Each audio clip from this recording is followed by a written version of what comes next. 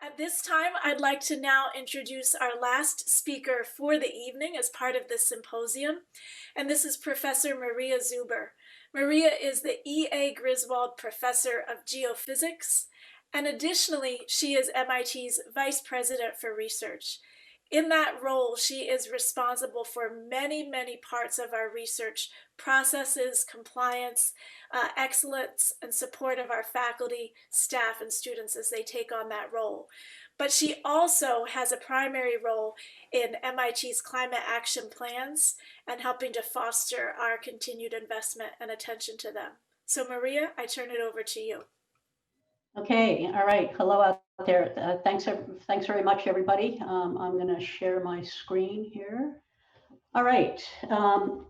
So I'd like to thank everybody for attending today's symposium, which is the 5th in our series. And I don't know about any of you, but I've been to all of them. They've been amazing. And I remember back to about a year ago at this time when our initial symposium on climate science, Kresge Auditorium overflowed, and we actually had to cut off the registration for the symposium. And that's so great to see the interest among our community coming together to address this problem. And so what I'd like to do today is offer some observations about what MIT has been doing with regard to climate change and why this work has been so important. And obviously, I think all of you understand that we need to raise our game. And so we're looking for input, ideas, and participants, because the only way we can solve this problem is together. So let's see if we go to the next slide. Okay, so MIT has a long history of leadership in advancing the world's understanding on climate and how and why it is changing and what can be done about it. So many examples of this work in every corner of MIT today, from Susan Solomon's seminal work on climate change in the Arctic to the joint programs analyses of the dynamics of global systems, to John Sterman's simulations of how changing society's practices would translate into atmospheric carbon concentrations. So one earlier important example of MIT leadership in this field is the work of the late Jule Charney. So Jule Charney was an MIT meteorologist who pioneered methods for numerical weather prediction. 4 decades ago, he chaired the National Academy of Sciences committee that published the first comprehensive assessment of the role of carbon dioxide in global climate change, which became known, not surprisingly, as the Charney Report. The committee estimated that, quote, the most probable warming for a doubling of CO2 to be near 3 degrees C with a probable error of 1.5 degrees C, end quote. An estimate that so far tracks closely with observed temperature increases. When the National Academy published the Charney Report in 1979, back here, the concentration of carbon dioxide in the Earth's atmosphere stood at 335 parts per million. It has now grown, well, let's see, it's off my map over here, but it's now in 2020 at 411 ppm. And unless the world quickly decarbonizes, it's going to get much higher. All right, because most of the world largely ignored what science has been saying for decades, the problem of climate change has rapidly become close to dire. Keeping the Earth's mean temperature below the levels urged by the UN's IPCC, a 2 degree C increase, and preferably no more than 1.5 degrees, is going to require bending the curve of greenhouse gas emissions sharply and rapidly. But instead, we're boiling the frog. Compared to the current COVID pandemic, the pace of change in climate is much slower, so we tend to notice the effects only at times of extreme events. But with climate change, there isn't going to be a quick fix vaccine. Once CO2 enters the atmosphere, the consequences will last 1,000 years unless we figure out how to cost effectively remove CO2 from the atmosphere at planetary scale. Now, in some important respects, the world has begun moving in the right direction, thanks to dramatic cost declines enabled by policies to reduce emissions. Solar and wind energy have experienced rapid growth. Worldwide solar photovoltaic capacity grew 50% in 2018, with China accounting for almost half of this growth, according to the IEA. It's remarkable, it's encouraging, and it's not enough.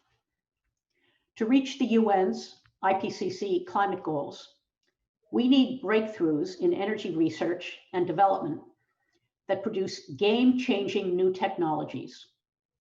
MIT researchers have literally hundreds of projects underway in fields as diverse as next-generation solar, energy storage, fusion, alternative fuels, low-carbon materials, and carbon capture, utilization, and storage. Rapidly decarbonizing will also require better policies, and MIT researchers are at work in this sphere as well. Let me touch briefly on just a few areas of current work. The fastest and most economically efficient way to reduce carbon emissions would be a carbon price that is high enough to influence the behavior of producers, consumers, and investors. Getting the price right is essential. In particular, too low a price will not have the necessary effect on carbon releasing activities and will also waste critical time that the world does not have. Another way that the world economy may shift towards lower carbon fuels is by a decrease in market valuations of fossil fuel assets, resulting from markets increasingly taking account of climate-related risks. As BlackRock's CEO Larry Fink wrote earlier this year, because of climate risks, quote, in the near future and sooner than most anticipate, there will be significant reallocation of capital, end quote. A more robust disclosure regime for climate risks could hasten the flow of capital toward renewable energy. Public investments will also be critical. The cost of R&D for needed new technologies and for changes in infrastructure to mitigate climate change and to adapt to its effects will be of such magnitude that only governments can make them. And to perhaps state the obvious, to give these policy ideas and other actual effect, political will, which has been lacking, will also be needed. Now, I do want to emphasize that current mitigation methods, even if accelerated, will not be sufficient to stop the buildup of greenhouse gases in the atmosphere. Some people, including some well-respected climate advocates, claim that we already have all the technology that we need and that we just need better policies and more political will. Richard Lester also mentioned this in his opening remarks, and right he is. I wish these individuals who think we have the technology were right, but they're not. We do not currently have the technology we need to rapidly and adequately make the needed energy transition. Ask anyone who says otherwise what the solutions are for decarbonizing air travel, carbon capture, heavy transport, and construction. Our hopes to limit our planet's warming to a tolerable level require making breakthroughs and then quickly scaling them up. And this is why our work at MIT matters so much.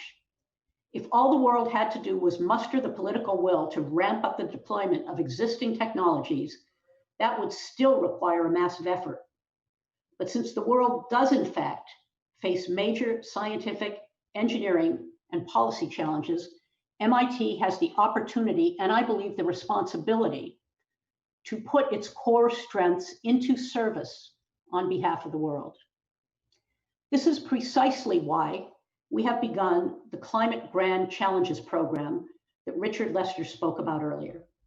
I'm excited by the breadth and depth of response to our initial call for Grand Challenge projects elicited, and I'm hopeful that we're entering a new and more ambitious phase of our work to help the world solve the climate problem. But even with all the work going on at MIT across every aspect of this problem, it's important to recognize that the problem is too big for any one institution to solve alone. That is why we have adopted a strategy of engagement as a cornerstone of our climate action. Literally thousands of members of the MIT community work on climate-related issues with a variety of partners, most notably governments and companies, but also NGOs, media, and citizens generally. Engagement is often difficult. The US government has, for many decades, demonstrated vision and leadership and provided critical funding for addressing problems and challenges, railroads, aviation, national security, and space exploration. But its recent performance on climate science and the need for an energy transition has been inadequate and often counterproductive. Companies, and fossil fuel companies in particular, have contributed funding and expertise for much decarbonization research. These companies also have the infrastructure, expertise, and distribution networks that can help speed the transition to a less carbon-intensive economy. But some have employed tactics and engaged in rhetoric that are counter in the world's imperative to decarbonize. If we are to reach our paramount goal of hastening the global decarbonization transition, engagement cannot mean only working with people that we agree with about everything. There are major players in the world's governmental, industrial, academic, and advocacy worlds with whom we do not and will not agree on every matter, and sometimes the disagreements are substantial. But we cannot take our test tubes and go home. We need to find common ground where we can and continue to enlist new partners in this critical work. To help the world, and especially key audiences in the US, listen to what science says, MIT has taken on a larger role in telling the climate story. Climate Science, Risk and Solutions, based on Carrie Emanuel's writings, is a multimedia web-based primer that allows users without technical backgrounds to receive a broad overview of the field or to dip in to particular topics. As some of you may know, our climate primer won a Webby Award this year for Best Individual Editorial Feature.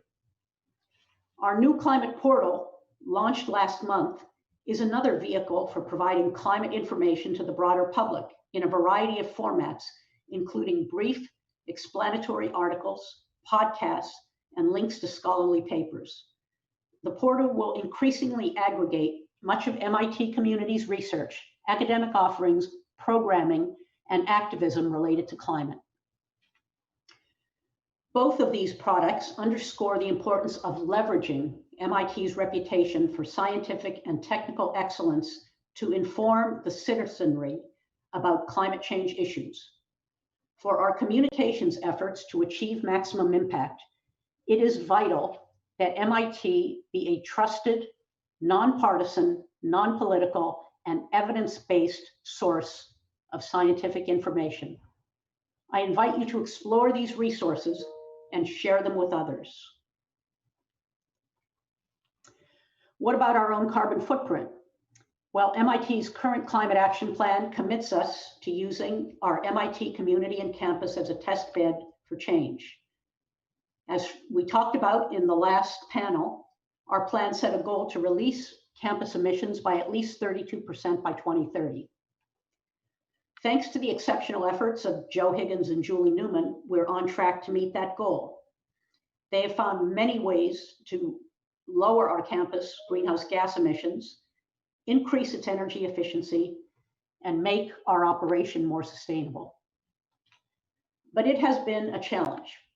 Our direct campus emissions have declined even in a time of significant campus growth, such as the new MIT Nano building, which is pictured on the left. But as Joe and Julie noted, most of our reduction in net carbon footprint is due to offsetting emission reductions we have helped to bring about off campus. Universities do not face the same decarbonization challenges, and MIT is a more carbon-intensive university than almost any other. The reasons for this are many. Engineering and science are inherently more carbon-intensive than the liberal arts. Our New England climate, both the need to heat and cool and the lack of nearby sources of zero carbon solar and wind, and an older campus. Our brain and cognitive sciences complex, which is pictured on the right, has an extraordinary need for temperature control because of the nature of the research that is carried out there. One of the key lessons of using our campus as a testbed comports with our assessment of the world's overall climate challenge. Without new technologies and in the absence of an adequate carbon price, every additional step we take on our own decarbonization will be both difficult and very expensive. But we need to do it anyway. We need to push ourselves and commit to making a much deeper reductions in our own footprint happen. When President Kennedy pledged in 1961 to land an astronaut on the moon and bring him home within a decade, nobody knew how to do it. And some of the technologies that were ultimately employed did not at that time exist. Our new climate action plan will set a more ambitious goal, and we will find a way to achieve it. First of all, the challenges the world and MIT face in confronting the climate crisis, I remain optimistic that we will in fact succeed. A few thousand new students, undergrad, graduate, and graduate, come to MIT every year. They, along with our faculty, are our greatest resource. The investments we make in our students in educating them about energy and climate will pay dividends for them and for humanity for many decades to come. As a case in point, one of Jewel Charney's doctoral students was Kerry Emanuel, the professor and world-renowned expert on hurricanes, whose writings are the basis of the climate primer that I told you about. So I'd like to close now with an image that may be familiar to many of you. It combines many images taken by satellite of the Earth at night. It's a striking picture, but the future, a lot of areas in this picture that now appear dark are going to be lit up as development comes to parts of the world that have not yet experienced it. Many of those now dark areas are also the ones that are already suffering the earliest and harshest impacts of the climate change that has been largely driven by people living in lighted places. Those dark areas are going to light up this century, the century in which our students will live and carry out their life's work.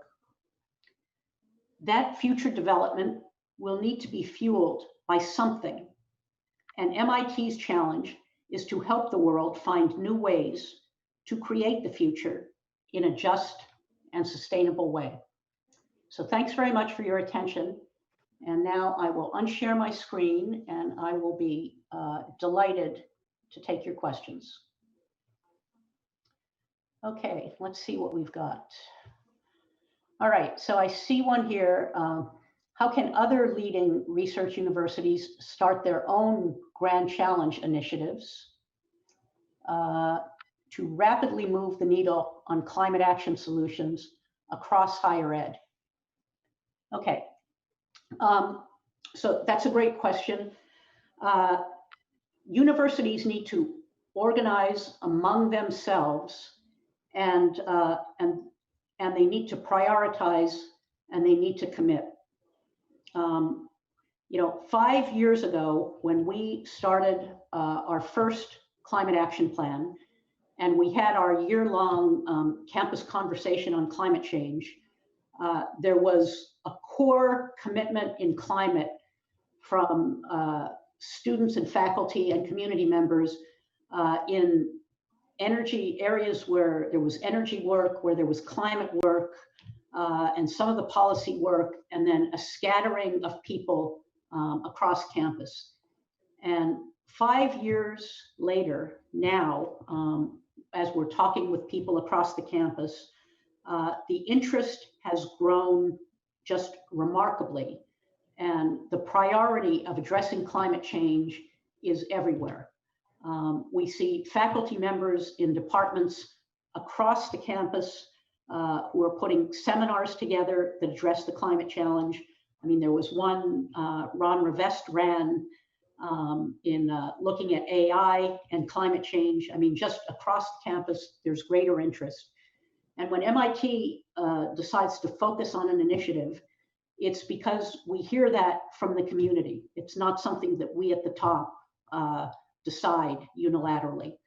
And so for other universities to step up their game and get involved, for it to really succeed, it's got to come from the grassroots level, from the community members in those universities. Okay, let's see. Okay, here's an interesting one. If we get a new federal administration, what do you want them to do about climate? Okay, all right. So inauguration day, don't even wait. Recommit to Paris. Okay, that one's easy. You know, then we need, well, I think we need a climate moonshot. We need a climate, and we need a plan across the federal government for the science that we need to advance our understanding of the climate, the science that we need to develop the technologies that we need and the ability to accelerate it, and serious discussion and then action from the Congress on the policies that we need to incentivize the clean energy transition. And in parallel with this, the government needs, as a leader, to partner with industries, NGOs, universities, and any other entity and other countries to move forward. And then personally, I'd like to say on this, as we develop a plan, an implementation plan for decarbonizing, we need to, in parallel, look at the transition in jobs of people who have fossil fuel related jobs, and look at the impact of the transition of those jobs towards clean energy, and look at retraining and other job opportunities for individuals who've been left behind. Because it's certainly the case that the energy transition is going to create more jobs than go away in the fossil fuel industry. But if your job has gone away and one of the new jobs is not there for you, then we don't have a just and equitable situation. Okay, let's see. What types of projects are you expecting will come out of the Climate Grand Challenges call? So we received nearly 100 expressions of interest from all 5 schools, and thrilled to say many of those expressions of interest were collaborations from members across MIT schools, and excitingly, the range of areas where we got the expressions of interest from were extremely diverse.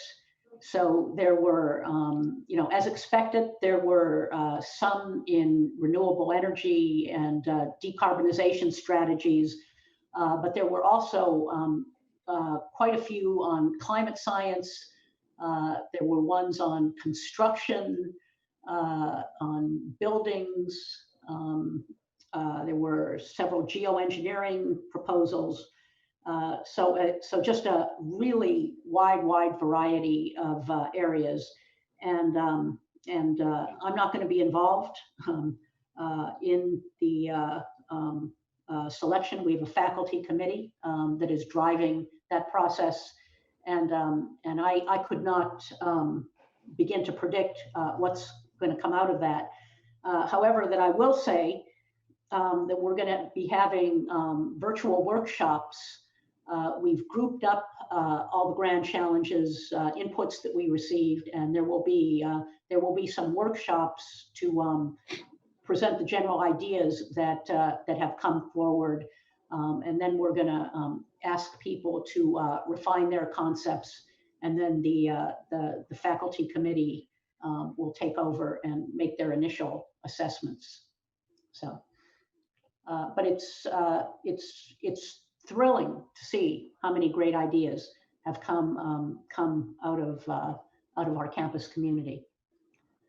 So, okay, what have we got? How do we give breakthrough lab technologies the best chance to address climate challenges?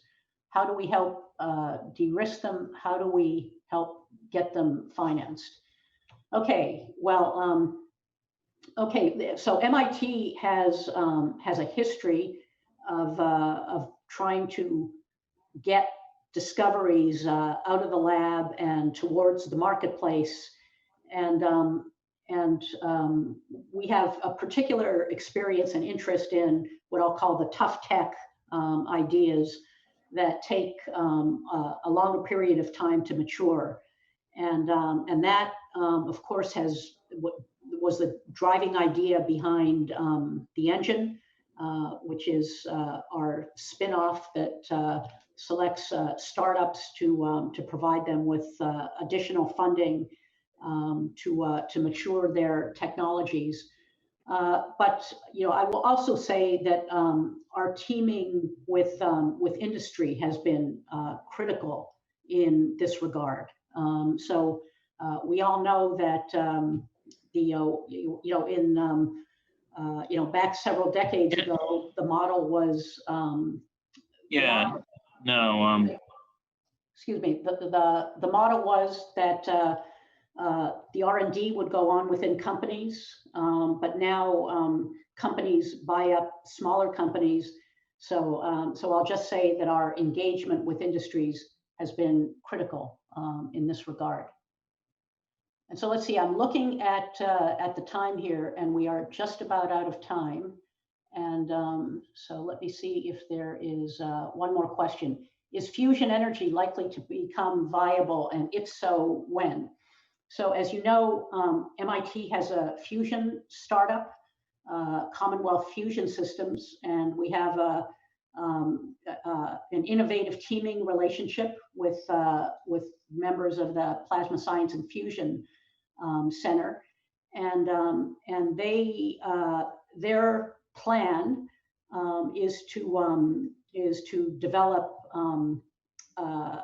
high field magnets within about a 5-year period that have the performance needed to design a compact fusion device called Spark.